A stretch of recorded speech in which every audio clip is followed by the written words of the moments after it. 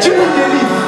Et la Bible déclare que le Seigneur avait fait exprès de prendre un chemin détourné. Parce que s'ils allaient par le chemin le plus court, ils allaient rencontrer les Philistins. Alléluia. Et la Bible déclare qu'à cet instant, ils rencontraient les Philistins. L'Éternel avait craigné que le peuple ne se décourage, qu'ils allaient se repentir et repartir en Égypte. Et j'aime beaucoup ce passage, parce que ce passage nous montre bien la véritable définition de la repentance. Alléluia. Parce que c'est un mot qui fait aussi peur aux chrétiens. Alléluia. Ce passage dans Exode 13. On va le lire. Je l'ai avec nous seulement aujourd'hui. Parce que je veux que vous écoutiez bien. Exode 13. Est-ce que ça va? Amen. Vous me suivez jusqu'à présent? Amen. Alléluia. Exode 13. Verset 17. Je vais lire pour gagner du temps. 17 à 19. Lorsque Pharaon laissa aller le peuple, Dieu ne le conduisit point par le chemin du pays des Philistins, quoique le plus proche. Car Dieu dit, le peuple voilà pourrait se repentir en voyant la guerre et retourner en Égypte. Mais Dieu fit faire au peuple un détour par le chemin du désert vers la mer Rouge. Les enfants d'Israël montèrent en armes hors du pays d'Égypte.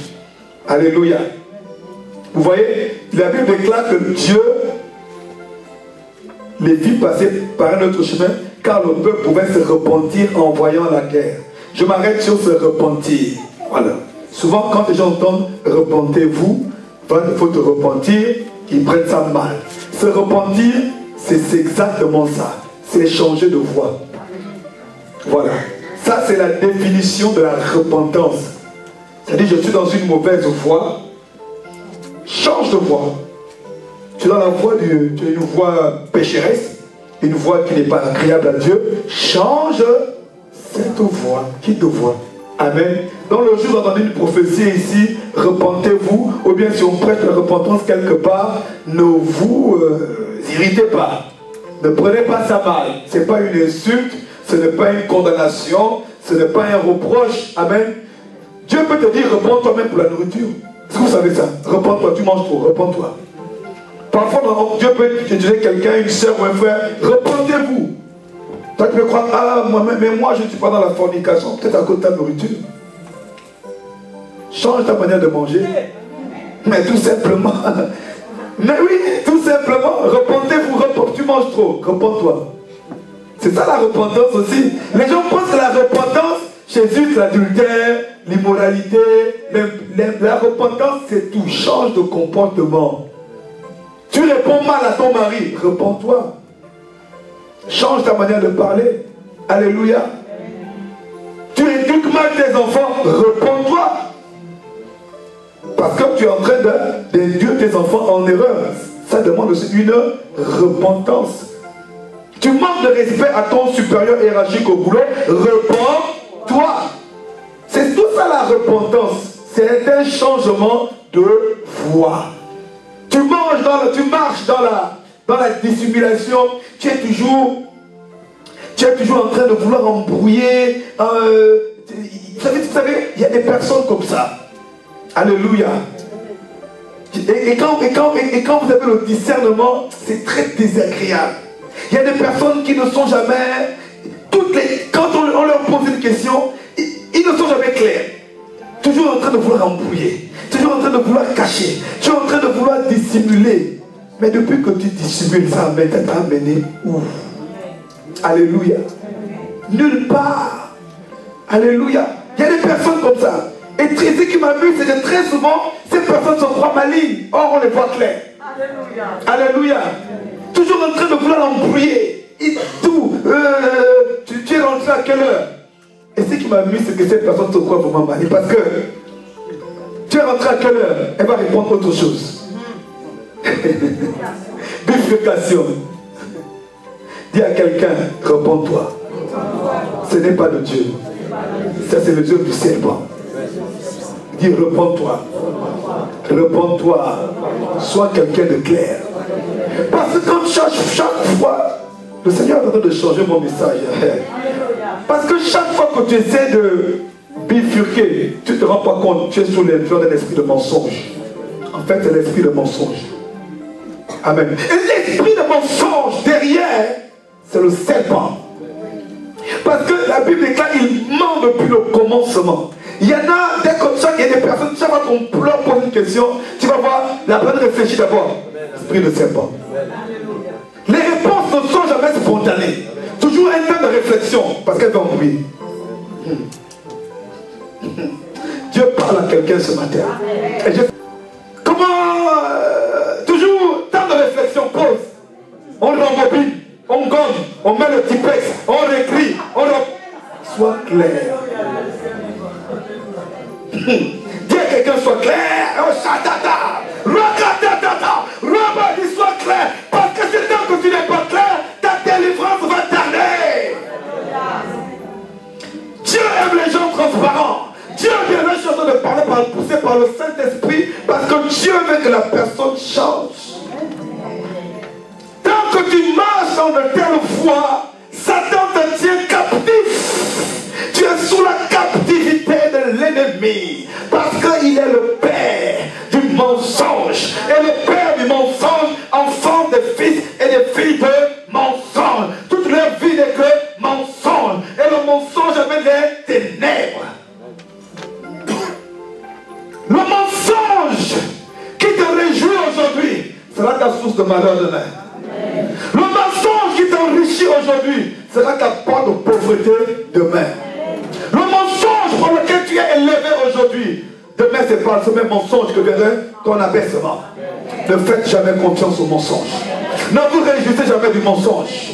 Ne donnez jamais foi au mensonge. Ne vous réjouissez jamais de ce que vous obtenez par le mensonge. Ce que vous obtenez par le mensonge, vous le perdrez tôt ou tard. Alléluia. Mais ce que vous obtenez par la vérité, vous le gagnez pour de bon. Alléluia. Si tu as obtenu le travail que tu as aujourd'hui par le mensonge, Dieu m'a dit, il t'a dit, repends-toi. Un enfant de Dieu ne gagne pas les choses. Ma sagesse, Dieu parle à des personnes. Un enfant de Dieu ne gagne pas, ne gravit pas les échelons par le mensonge. L'escalier du mensonge va être ôté un jour et tu vas te retrouver dans le vide. Et tu vas tomber. Mais l'escalier de la vérité est solide. L'escalier de la vérité est indestructible. L'escalier de la vérité est inamovible. L'escalier de la vérité t'amènerait toujours au sommet pour l'éternité. Mais l'escalier du mensonge, il te fait croire que tu montes, mais en réalité tu es en train de descendre. L'escalier du mensonge, il te procure la paix momentanément. Il te procure la sécurité momentanément. Mais en réalité, c'est l'insécurité. Alléluia. Là pourquoi vous voyez des personnes, un jour ils ont acquis des choses. Ils ont acquis beaucoup de choses. Beaucoup. Et un bon matin, plus rien. La source, la base, c'était le mensonge. Ça peut durer 1 an, 10 ans, 2 ans, 3 ans, 20 ans, 30 ans. Mais s'il y a le mensonge, mon ami, demande vite pardon à Dieu. Demande vite pardon à Dieu. Demande vite pardon à Dieu. Parce que le mensonge va te rattraper tôt ou tard. Voilà, parfois, il y a des personnes, parfois, ils ont obtenu une chose par le mensonge. Un bon jour, ils ne comprennent pas. Il y a un problème par rapport à ce qu'ils ont obtenu. Mais eux-mêmes, ils ont oublié qu'ils avaient obtenu ça par le mensonge. Mais le père du mensonge, lui, n'a pas oublié. Et quand le problème arrive, oh Dieu, oh Dieu, oh Dieu, homme de Dieu, oh Dieu, homme de Dieu, homme de Dieu, oh Dieu, oh Dieu. Dieu dit, je ne défends pas le mensonge. Je défends la vérité. Amen. Je n'interviens pas, je ne suis pas l'avocat du mensonge. Je suis l'avocat de la vérité. Jésus n'est pas l'avocat du mensonge. Jésus ne va jamais se lever pour venir plaider par rapport à une chose que tu as obtenue dans le mensonge. Parce que la lumière et les ténèbres ne se mélangent pas. Mais pourquoi tu changes mon message ce matin? Parce que c'est important. Parce que Dieu veut amener quelqu'un dans des bonnes dispositions. Ta vie doit changer. Or, si vous demeurez dans ma parole, et si ma parole demeure en vous, vous connaîtrez la vérité. Il n'a jamais dit que le mensonge nous affranchira. La vérité nous affranchit de quoi? Du mensonge. Parce que le mensonge nous rend captifs. Captifs de la mort, captifs de la maladie, captifs de la malédiction. Satan est un menteur. Vous savez, oh God, à nous aller. Il y a un commandement, il y a deux commandements, pour moi je les appelle les commandements oubliés, qui sont pourtant encore d'actualité. Jésus a dit, il n'est pas venu pour supprimer la loi. Alors il est pour vous savez que la loi est toujours encore en cours. Amen. Est-ce que vous savez ça? Il n'est jamais venu pour l'abolir. Amen. Ah, vous savez pas pourquoi? Parce que c'est Dieu lui-même qui a parlé. Dieu n'a jamais dit que la loi... Non. Nous sommes sous la grâce. Mais les commandements de la loi sont toujours en cours. Est-ce que vous le savez? La seule chose qui nous différencie, c'est l'adoration. La manière de s'approcher de Dieu. Amen. Donc il est très souvent maintenant, nous ne sommes plus sous la loi, non. Ah mon ami, quand on dit ne pas mentir, ne pas tuer, c'est bien tout. C'est dans la loi. C'est dans la loi. Tu ne commettras point d'adultère, c'est dans la loi. Tu ne convoiteras point ton prochain, ni la femme de ton prochain, c'est dans la loi. Ça vient de tout ça. C'est dans la loi. Donc faites attention. C'est dans la loi. D'ailleurs, la plupart des commandements des interdits dans le Nouveau Testament ne reviennent même pas dessus. Pourquoi? Parce que c'est dans la loi. Ça veut dire qu'elle va encore lire là-bas. Alléluia. Alléluia. Vous savez, dans le Nouveau Testament, il n'y a pas beaucoup de versets où non, tu ne feras pas. Non, il n'y a pas beaucoup. On dit juste, ne savez-vous pas que les efféminés, les adultères, les ivrognes, etc., n'hériteront pas du royaume de Dieu. Mais la loi a cité une liste.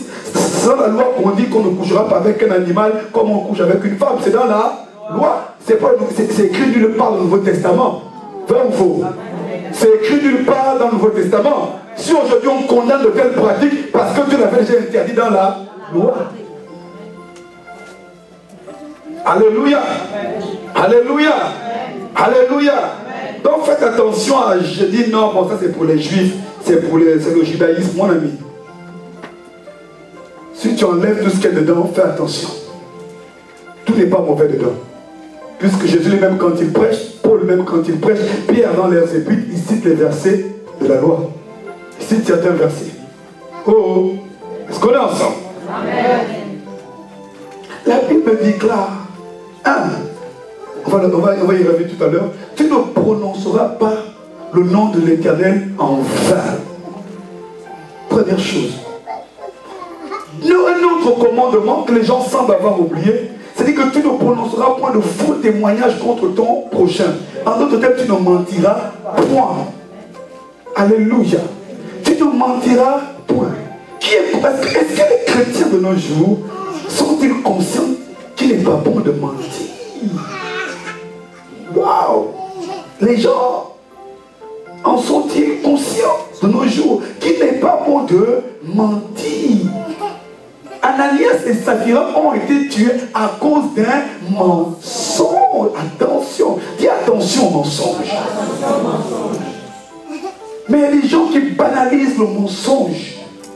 Il y a beaucoup de chrétiens qui banalisent le mensonge. Pourquoi? Parce que le mensonge, je dis toujours que c'est un péché qui n'a pas d'odeur. Comme ça ne sent pas. Alléluia. Ça ne sent pas. Donc on peut mentir facilement. Ça paraît, il ne sait pas. Mais tu ne sais pas que le mensonge attire la mort. Au fur et à mesure que tu mens, tu es en train de te tuer spirituellement. Au fur et à mesure que tu mens, tu es en train de te déconnecter du Saint-Esprit. Tu es triste parce que lui est très sensible aux mensonges. Alléluia. Alléluia. Bien-aimés, marchons dans la vérité. Si le Seigneur nous révèle nos vies, nous tous, aujourd'hui, depuis lundi jusqu'à ce matin, combien de mensonges tu as dit? Combien de mensonges sont sortis de nos bouches? Combien de mensonges? Et pour toi, c'était... Tant que pour toi, ton interlocuteur ne sait pas et que tu accèdes à ce dont tu as besoin, pour toi, c'est cool pépère. Cool Raoul, mais mon ami. Tu es en train de te tirer une balle dans le pied. Tu es en train de te faire du mal. Tu es en train de... Voilà, le mensonge est comme un poison spirituel. C'est ce que je cherchais. Le mensonge est comme un poison spirituel qui tue à petit feu. Le mensonge est un poison spirituel. Si vous pouvez noter ça, et allez le mettre chez vous pendant une semaine devant ta chambre, tous les jours, tu le vois, devant le miroir de ta salle de bain. Enfin, et alors tu passes tout le temps. Tu le mets devant le frigo, comme tu manges beaucoup. Tu mettrais aussi en même temps devant le frigo. Les excès de table sont un péché. On va le mettre devant nous tous, devant tous nos frigos. On va les imprimer devant les frigos, devant les placards. Excès de table, un péché. Alléluia. Amen. Ça tombe bien, on va jeûner. Ça tombe bien. Amen. Alléluia. Non, le mensonge n'est pas bon, bien aimé. Le mensonge n'a pas de tombe. On dit que la vérité n'a pas de tombe, mais le mensonge aussi. Parce que le mensonge fait toujours par se manifester. Amen. Ça va? Ça va? Amen. Si tu écoutes ce que je viens de dire, là, ça peut sauver ta vie. Amen. Ça peut changer ta vie. Ça peut changer ta vie. Beaucoup de personnes ont des obstacles à leur prière. Beaucoup de personnes ont des obstacles dans leur vie spirituelle. Pourquoi? Ils ont érigé eux-mêmes des barrières par des mensonges et des mensonges et des mensonges et des mensonges et des mensonges. Donc leur vie est bloquée à cause du mensonge. Amen. Et surtout, j'ai une bonne ou une mauvaise nouvelle pour vous. Il n'y a pas de petit mensonge. Un mensonge est un mensonge. Alléluia. Alléluia. Alléluia. À partir d'aujourd'hui, s'il vous plaît, n'essayez plus d'arranger des choses.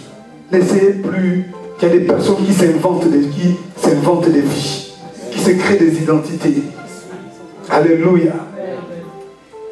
Vous savez, autrefois, notamment dans l'église primitive, mais dans certaines églises à l'époque, les gens à l'époque n'avaient pas honte de dire certaines choses pour se débarrasser. D'ailleurs, les églises qui continuent de le faire aujourd'hui, quand ils témoignent même pour les délivrances, les gens ils mettent à nu Satan. Parce que c'est le père du mensonge. Parfois j'écoute ces témoignages, je dis waouh, ces personnes-là sont courageuses. Pourquoi? Parce qu'elles veulent arrêter une bonne fois d'avoir affaire au père du mensonge. Alléluia. Amen. Dis esprit de mensonge. Au nom de Jésus, je me sépare de toi. À partir d'aujourd'hui, je suis un homme, une femme véridique. Quelles que soient les circonstances, quels que soient les challenges, quelles que soient les conditions, quelles que soient mes aspirations, même devant les dangers, je te dirai toujours la vérité. Que la vérité s'attache à ma langue. Esprit de mensonge, je te chasse. Je renonce à toi. À partir d'aujourd'hui, je renonce au mensonge. Au nom de Jésus. Amen. Alléluia.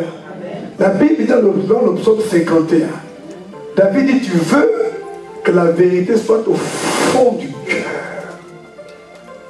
Notre cœur, la Bible dit, garde ton cœur plus que toute autre chose, car de lui viennent les sources de la vie. Amen.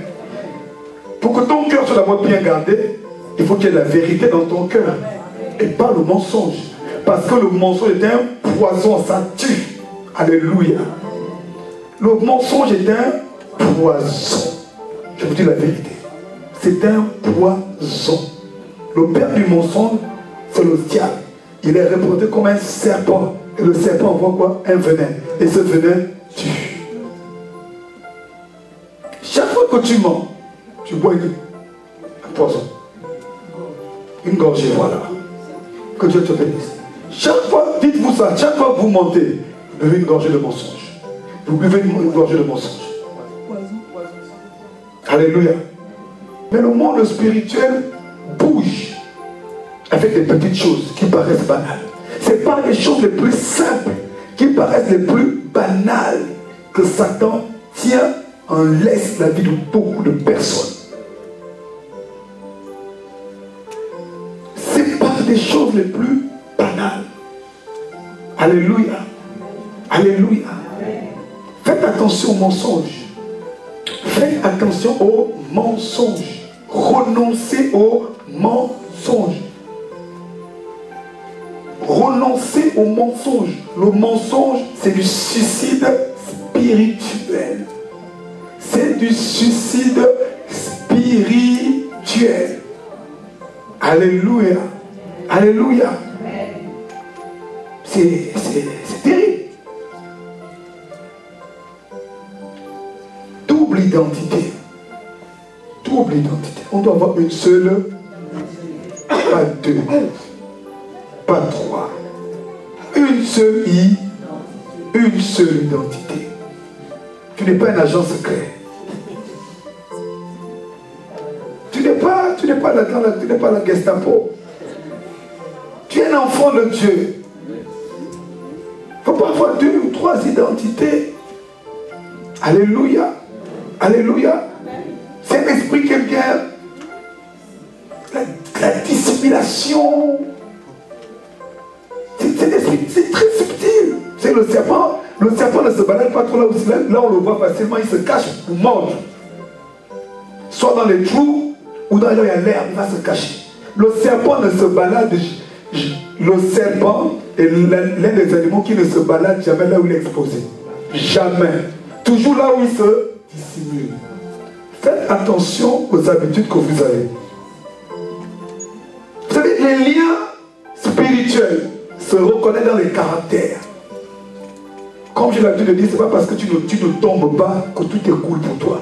Ton caractère peut être plus révélateur que quelqu'un qui tombe ou qui crie. Ton caractère est révélateur de ce qui domine sur toi. Amen. Je clôt ce chapitre car c'est le Saint-Esprit qui a voulu que j'en parle. Ce n'était pas le thème de ce matin, mais c'est le Saint-Esprit qui a voulu que j'en parle. Parce qu'il y a des personnes qui risquent d'avoir des problèmes s'ils ne se repentent pas du mensonge. Vous savez, il y a des prophéties d'avertissement. Il y a des paroles prophétiques d'avertissement. Alléluia. Dieu parle tantôt d'une manière, tantôt d'une autre. Alléluia. Dieu te dit aujourd'hui, à partir d'aujourd'hui, s'il te plaît, sois sincère, sois honnête. Sois sincère. La vie spirituelle, ce n'est pas forcément par des grandes prédications, des grandes révélations. C'est par des choses comme ça que la vie spirituelle change. C'est par des choses comme ça. C'est pas forcément des choses. Parce que si tu allais dans certaines grandes choses, mais les choses basiques, essentielles, les choses auxquelles tu es confronté tous les jours, et tu ne vas pas progresser. Et tu vas tourner en rond. Tu vas tourner en rond. Sors du mensonge et tu ne vas plus tourner en rond dans ta vie. Tu sors du mensonge, tu sortiras du célibat. Et tu sors du mensonge, tu sortiras du chômage. Si tu sors du mensonge, tu sortiras de la pauvreté. Si tu sors du mensonge, tu sortiras de la maladie. Si tu sors du mensonge, tu sortiras de la mort. Voilà le problème. Tant que tu refuses de sortir du mensonge, tu resteras dans le célibat. Tant que tu refuses de sortir du mensonge, tu resteras dans la maladie. Tant que tu refuseras de sortir du mensonge, tu resteras dans les liens. Tant que tu refuseras de sortir du mensonge, tu resteras dans le chômage. Tu resteras dans la mort. Tu resteras dans le rejet. Parce que tu marches avec le père du mensonge. que tu recevras le sortir du mensonge, tu ne seras même jamais peut-être pas rempli du Saint-Esprit. Ouais. Ananias et Saphira ont été tués. Ils sont morts sur place. Subitement, morts subitement. AVC, comme on dit aujourd'hui. Accident cardiovasculaire causé par le Saint-Esprit, pas par les sorciers, s'il vous plaît. En Afrique, aujourd'hui, il y a beaucoup d'AVC, c'est la sorcellerie. Mais là, c'est un AVC causé par le Saint-Esprit. Dis AVC causé par le Saint-Esprit. AVC spirituel causé par le Saint-Esprit.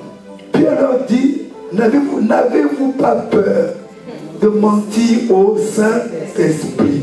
Donc voilà pourquoi quand prophète, est-ce qu'on peut se voir? Je veux la délivrance. J'ai tel ou tel, et tu viens me mentir. Fais attention. Faut même ne pas venir me voir. Reste avec ton mensonge. Ne te cause pas des problèmes. Non mais les gens lisent la Bible vite. Les gens lisent la Bible. Je suis un homme de Dieu, par la grâce de Dieu, qui a le Saint. Et quand tu viens me mentir, tu te mets en danger spirituellement. Ça veut dire que tu ne respectes pas l'Esprit de Dieu qui est en moi. C'est même pas moi tant que ça le problème. C'est celui qui a mandaté les serviteurs de Dieu. Pierre n'a pas dit, n'avez-vous pas eu peur de me mentir, mais n'avez pas eu peur de mentir au Saint-Esprit. Est-ce qu'ils ont vu le Saint-Esprit? Qui leur a posé la question? C'est Pierre. Qui leur a posé la question? C'est Pierre. Est-ce que le Saint-Esprit est venu? Je suis le Saint-Esprit. Ananias, Saphira, nanana, et ils ont répondu au Saint-Esprit. Et le Saint-Esprit a appelé Pierre. Il dit, Pierre, regarde, ils sont en train de me mentir. Non, ils avaient Pierre devant eux. Mais Pierre rempli et investi par le Saint-Esprit. Bien aimé. Comme fait la sœur. Non. Vous parcourez trop vite la Bible. Arrêtez-vous sur certains passages. Là, pourquoi il est bon de méditer, pas seulement de lire.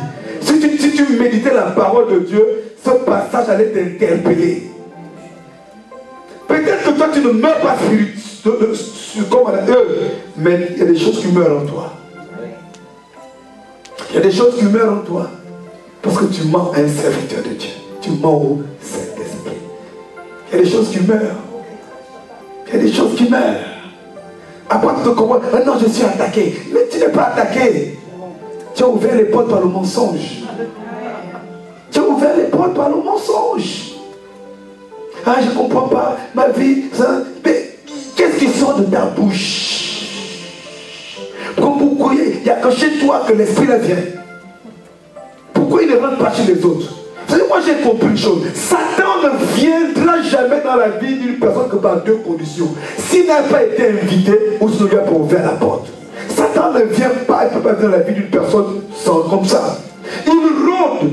Mais il faut qu'on l'invite, Satan, qu'on lui ouvre la porte. Il ne peut pas rentrer dans la vie de quelqu'un comme ça. Les démons ne rentrent pas comme ça. Il faut qu'ils soient invités. Qu'on leur ouvre la porte. Mais par la même porte, écoutez, la bouche a un pouvoir.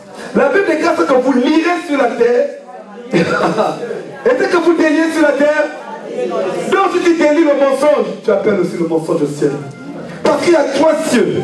Il y a le premier, le deuxième et le troisième ciel. Quand tu profères la vérité, tu ouvres ce qui est au troisième ciel. Mais quand tu confesses le mensonge, c'est le deuxième ciel. Où règne Satan et ces démons que tu ouvres.